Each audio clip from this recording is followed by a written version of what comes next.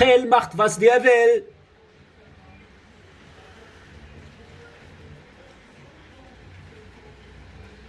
Subhanallah.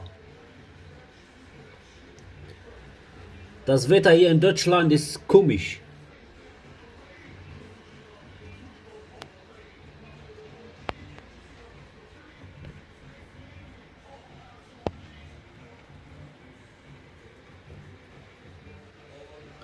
Das Wetter gerade in Deutschland.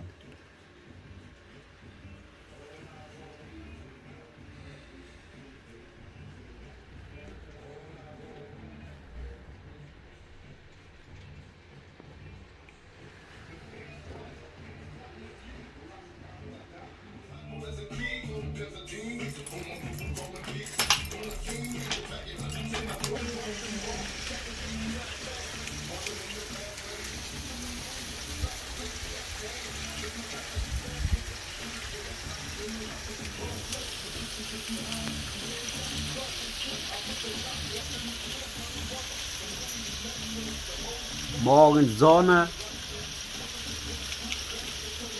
Mittag regnet, Nachmittag Hagel und Schnee.